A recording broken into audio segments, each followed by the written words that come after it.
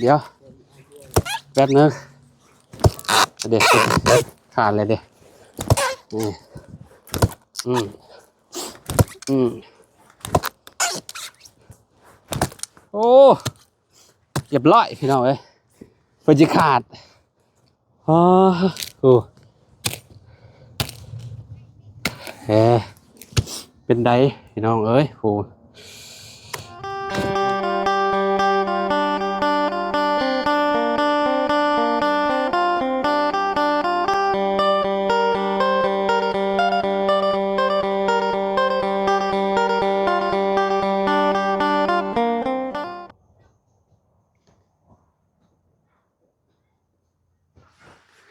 กราบสบายดีสวัสดีพ่อแม่พี่น้อง FC เบิร์ดสุขูสู่คนเนาะบ่ว่าสิอยู่ในและก็ต่างประเทศพี่น้องเอ้ยเนาะหลังจากที่สร้างเมื่อพี่น้องเอ้ยเนาะทางน้องอาเจือมเพิ่นก็ลงมือเนาะขุดอ่าตอไม้ออกจากเล็กจักน้อยพี่น้องเอ้ยเนาะพู้ดิเพิ่นกำลังเฮ็ดอยู่พี่น้องเอ้ยเพิ่นเทปูนแล้วได้พี่น้องเอ้ยเนาะเทปูนบ่อนวางเสานี่แหละพี่น้องเอ้ยแล้วแต่โดนเติบแล้วบ่หรือว่าจังใดเนาะอืมเพราะว่ามันบ่ได้หลายต้นพี่น้องเนาะตอนเฮาออกไปน่ะเพิ่นกำลังขุดคุมนี่แหละเนาะกลับมาบัดนี้แล้วแหละพี่น้องเอ้ยเนาะถือว่าไวเจ้าก็ไปหาเฮ็ดเวียกบ่อนใหม่แหละเนาะก็บ่ฮู้ว่ามื้ออื่นเพิ่นสิมาลงมือกบไม้บ่หรือว่าจังใดเดี๋ยวถามน้องอาเจียเพิ่นก่อนเนาะอืมโอ้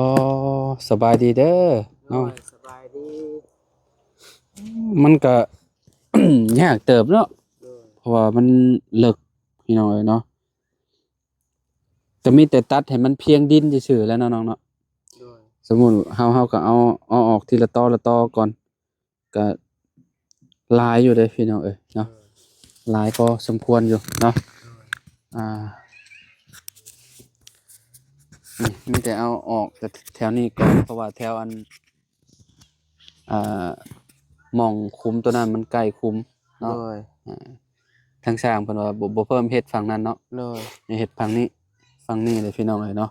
ด้านนี้น่าสิได้อยู่ตัวนั้นเพิ่นว่าเอาเสาขึ้นก่อนบ่หรือแนวใดแม่นเอาเสาขึ้นก่อน อืมเพิ่นเจ้าแล้วแต่โดนแล้วบ่น้องโดยแล้วก็แล้ว11โมงอืม11โมง10โมงส่ำนั้นแหละ11โมงแล้วก็เมื่อตอนข่อยเข้ามา11:00 นน่ะได้โดย ประมาณ12พุ่นแหละอ้ายว่าเนาะแม่น เพราะว่าตอนนี้ก็บ่ายโมงแหละ โด เนาะ ย ไวอยู่เด้พี่น้องเอ้ยเพิ่นพากันแล้วก็ออกเลยบ่ โดยเมื่อ มื้อนั้นเขาเจ้าว่าจังได๋ซะเขาเจ้ามากบไม้บ่ อื่นว่าละเราว่าไปตั้งเสาก่อน สิไปตั้งเสาเรือนก่อน โดยตั้งเสาแล้วก็กบไม้ ตั้งเสาเรือนอยู่พุ่น ตั้งเสานี้แหละ โอ้สิมาตั้งเสานี่ก่อน โดย อ๋อนั่นแสดงว่าเจ้าต้องหาคนตัวนี่ แม่น หาคนมาหยุกเสาแล้ว โดยเอาไอ้น้องกันก็ได้ หาไอ้น้องชุบเจ้าหั่นแหละ โดย ก็บ่หลายปานใดดอก โดย ทีมสร้างกับเจ้าก็หลายคนอยู่ 3แล้ว 3คนบ่ โดยเราว่ามื้ออื่น 3คนเสานี่ก็มันบ่ได้ยาวปานใดมันสั้นๆหนึงพี่น้องหยุกบ่หลายคนก็ขึ้นได้อยู่ดอกเนาะ โดย อืมอ๋อเขาเจ้าสิมาตั้งเสาก่อนเนาะ โดย เครื่องได้เรียบร้อยแล้วก็ตั้งเสาแล้วก็อ่าถมพี่น้องเนาะ โดย เทถมแล้วก็อันกบไม้เนาะ โดย อืมอ้าวเป็นรูปเป็นร่างแล้วพี่น้องเอ้ยเนาะ โดย บ้านน้องเจืองเป็นยังไงตอนนี้ ก็ ความรู้สึก ดีใจมาดีใจแท้ อืม ที่ได้เฮือนได้ศาล เนาะ โดย ก็บ่คิดเนาะตั้งแต่เริ่มต้น เริ่มต้นจากเมียแล้วพุ่นแหละพี่น้องเอ้ย โด เนาะ ย จากน้องห้างตอนนั้นเป็นน้องห้างแล้วตอนน่ะ คิดบ่พันว่าสิได้แบบนี้ เนาะ โดย เออความฝันเฮาก็อยากได้อยู่แล้วเนาะ โดย อยากได้เฮือนได้ชานอยู่แล้วพี่น้องเนาะ บ่ว่าแต่น้องอาเจืองแหละหลายๆคนเพิ่นก็เนาะความฝัน โด เรา ย ต้องมีเฮือนมีอ่ามีน้ำกินน้ำใช้พี่น้องเอ้ยเนาะคือมีเฮือนนี่แบบสำคัญสุดแหละเนาะ โดย มีที่มีทางอยู่แบบนี้นะพี่น้องเอ้ยเนาะคนเฮาน่ะคันว่าบ่มีหยังเลยก็ได้ลูกได้เต้ามาก็ยากพี่น้องเอ้ยหลายคนก็จักสิไปอยู่ไส โดย เห็นบ่บางคนน่ะครอบครัวแบบครอบครัวใหญ่นะ โดย มีลูกมีเต้าหลายก็อยู่เฮือนหลังน้อยๆก็อยู่กันอ่าพี่น้องเอ้ยเนาะ โดย อันนี้ยังใครอยู่เจ้ายังหากก็มีลูกอยู่คนเดียวน่ะ โด เนาะ ย คันว่ามีหลายก็ยากไปอีกพี่น้องเอ้ยเนาะแต่น้องพลักเพิ่นก็เลี้ยงง่ายอยู่เนาะ โดย แต่ว่าบ่ค่อยอันน่ะปานใดพี่น้องบ่ค่อยงอแงอิหยังปานใดเนาะหากระซับได้อยู่อันนี้เนาะ โดย เอาเสียมเซาะแล้วก็ เอาเสียมเล็กยังนะ อันมีบ่เสียมแบบกระเจ้าซับลงแล้วก็มันนี่นะเสียมซับไม้ซับหยังนี่นะ โดยมี มีอยู่บ่ โดย อื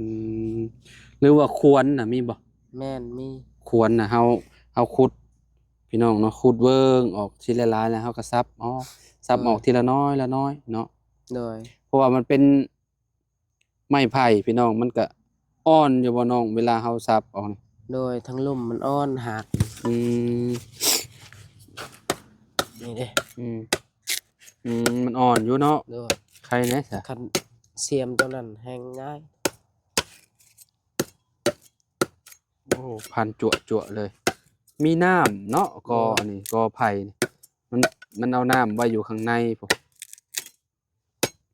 คนน้อยตื่นแล้วบ่ แม่น เมื่อนั้นเจ้าได้เอานมให้เรากินบ่นมที่อายเอาให้ โดย เราบ่ได้เป็นหยังบ่ บ่ได้เป็นหยัง อ๋อนุ่มเปรี้ยวอะไร โดย กินแซ่บปานหยัง โดย โอ้เนาะ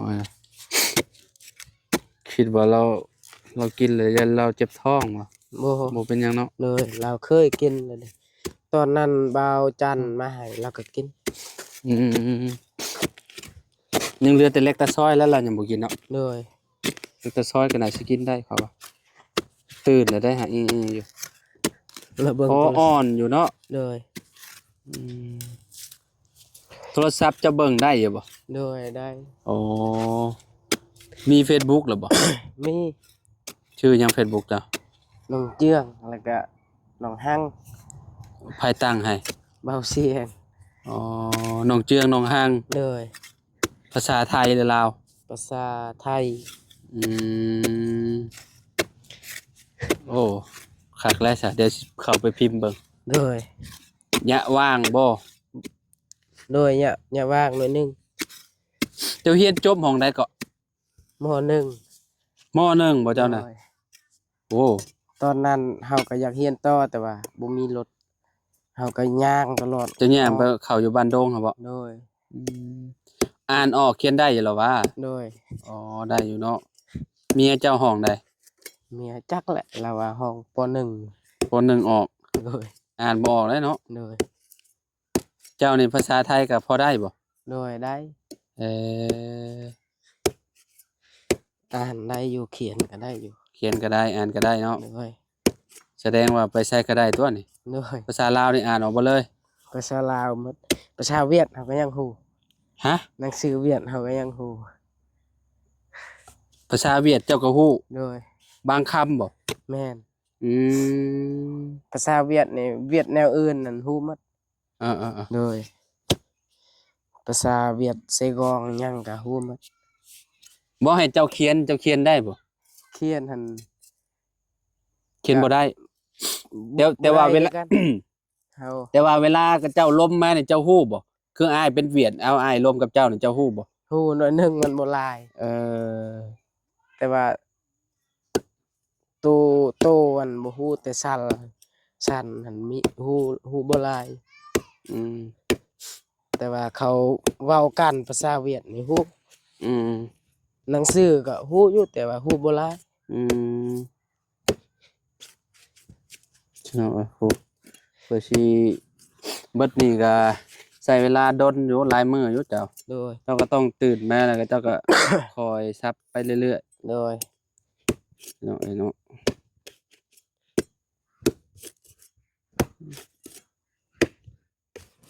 อ๋อ จักมันกินบ่ได้แหละมันมีขี้ดิน แม่นมันกินบ่ได้ดอก โดย ใส่จักรนะมันต้องใช้ขุดเลิกอีหลีหรอคันแม่นว่าสิเจ้าสิเอาจักรมาตักมาตัดน่ะ โดย เพราะว่าขุดซำนี้น่ะมันวิด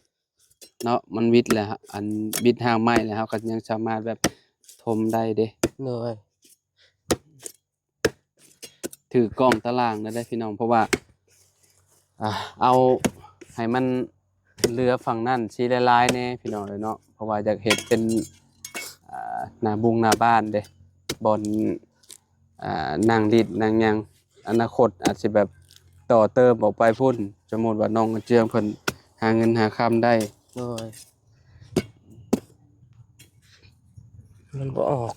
เหนียวดีเนาะ โดย มีแต่ใส่ควรหิหมูน่ะซับจั๊วจั๊วลง โดย อันนั้นจะมีควรหิหมูน่ะ มีเบิ่งสิไปเอาก่อน อยู่เฮือนบ่ แม่นอยู่เฮือนพ่อ เอาลองมาซับเบิ่งเนาะ โดย อ้าวพี่น้องเอ้ยเนาะตอนนี้ก็ไปเอาควรมาเลยพี่น้องโอ้คมมาเลยควรเนี่ยน้องๆเนาะ โดย สุดยอดเลยพี่น้อง พ่ เอ้ อย เขา โอ้คักตีเอง สับจั่วเลยเราตีเอาเองเลยมื้อนี้ โดยตอนนั้นมันเป็นเหล็กใหญ่มันมีหูนี่นี่ เล็กแหนบบ่จักเขาว่า แม่นบ่แม่นเหล็กอันนั้น ฮะ รอด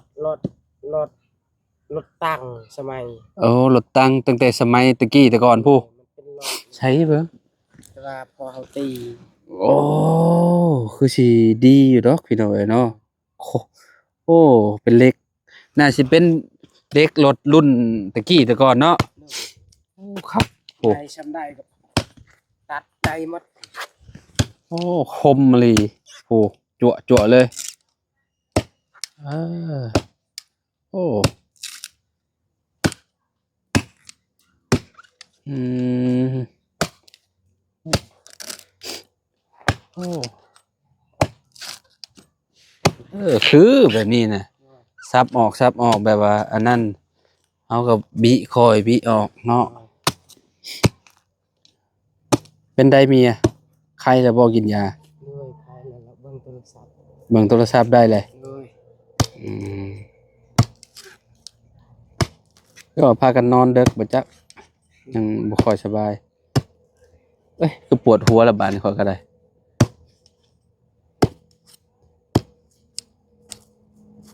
บ่บุญเข้ามาหาจังเลย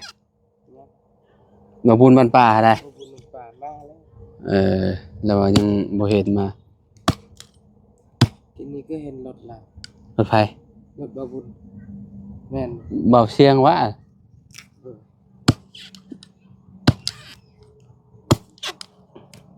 เออ โอ้เบิ่งขอสิลองเบิ่งคือพันคักแท้อยากบ่เคยใช้ควรแบบนี้จักเทื่อควรจุ่มข่อยใช้มีแต่ใช้แบบควรแบบอันนั้นเด้ ทีนี้หันหน้าให้พี่บ่ ฮะ ก่อนแบบอายบ่า ควรนั่นน่ะนะที่กระเจ้าเฮ็ดแบบนี้นะที่มันเป็นแบบนี้นะ ด้วย บ่ได้เป็นควรแบบนี้ มาลองมึงดูเนาะ ด้วย อ่ะเป็นมือให้แหน่จักบาท ด้วย ให้น้องเจียงเป็นมือให้ ขึ้นหนักดีเนาะโอ้คักอีหลีพี่น้องเอ้ยคมอีหลีนี่เดี๋ยวเราได้ละ โอ้คักมันเจาะได้เบิดเลยเด้อนี่โอ้ขนาดฟันบ่ได้แฮงพี่น้องเอ้ยเนาะเพิ่นเอาหยังหลับนี่น้องอืมไปเหี่ยวเองผลิตเอาเองเลยเนาะอ๋อคัก คือลาบไปขายให้ผู้ อันนี้ได้ ไม่ได้แต่ว่าคนนี้ อืมโอ้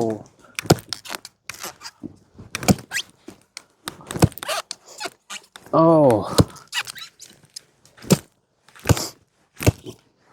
คักเว้ย อยากได้อยากได้ได้บ่มีบ่อยู่ห้านเวียดบ่มีบ่เนาะ เวลาเราเฮ็ดโครงการเตียงมัน แถวมัน แขวมันไปเบิดเลยบ่โอ้ใส่เบิ่ง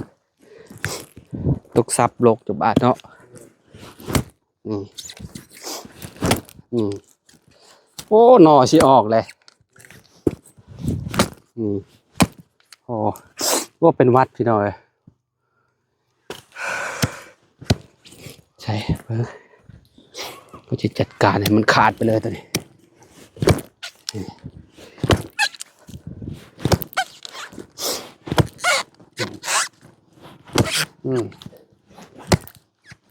เวลาเจ้าจับแน่นบ่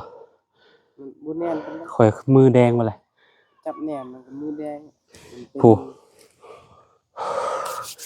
มือข่อยแดงมาเลยมันต้องจับแน่นเนาะ แล้วเฮา โดนแล้วนะเขาบ่ได้จับขวดเขาได้จับขวดวันนี้จับแป๊บเดียวมือแดงไปเลย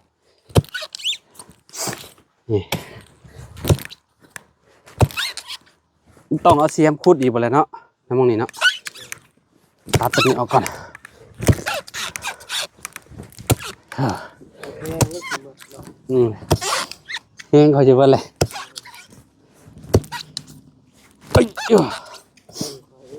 เอ้ยเดี๋ยวแป๊บนึงเด็กขาดเลยเด็ก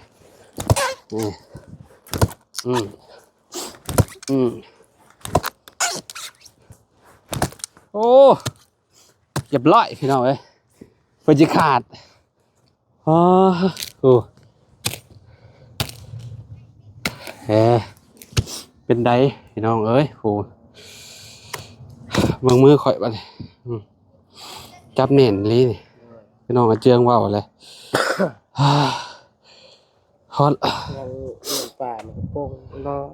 สิโป่งออกอีกเลยเนาะนี่ยอดมันนี่กระเทียมปลานี่ออกแล้วนี่เป็นวัด มาคือนั่นคือมะข่าว เนาะคือใจข้าวเนาะ ปะเดินน่ะนาย ต่อฮ้อนพี่น้องเอ้ย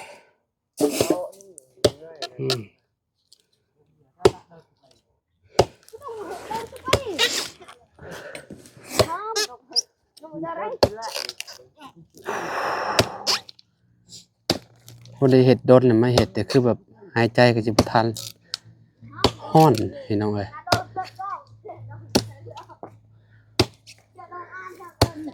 ไปซะพี่น้องเอ้ยเนาะขอโตแล้วบัดนี้เนาะมื้อนี้ก็เข้ามาอัปเดตเนาะให้เบิ่งนํกันสร้างเพิ่นก็เทแล้วเรียบร้อยแล้วพี่น้องเอ้ยเนาะมื้ออื่นว่าสิมาตั้งเสาให้น้องเจืองว่าเนาะก็ถ้าเบิ่งอีกมื้ออื่นพี่น้องเอ้ยเนาะว่าสิเป็นจังใดเนาะป้าน้องเจืองตอนจักโมงได้เพิ่นสิยกเสาเนาะเจือง ประมาณ9 โมง ประมาณ9 โมงบ่ประมาณนั้นเนาะ เลย โอเคโอเคไปน้องพบกันใหม่ สบายดี สบายดีเด้อ FC เด้อเนาะขอบคุณหลายๆเด้อพี่น้องที่มารับชมคลิปเนาะเป็นกำลังใจให้พี่น้องเบิดสุขุทุกคนเนาะบ่ว่าสิอยู่ฝั่งไทยฝั่งลาวเนาะทางต่างประเทศนำเด้อพี่น้องเนาะตอนนี้ก็ช่วงพี่น้องฝั่งไทยเนาะเป็นกำลังใจให้สู้ๆต่อไปเด้อพี่น้องเด้อเนาะเดี๋ยวมันก็ผ่านไปเนาะอยู่ดีมีแฮงเบิดสุขุทุกคนพี่น้องเลยเนาะขอบคุณหลายๆเนาะพบกันใหม่สบายดีเด้อพี่น้องเด้อเนาะ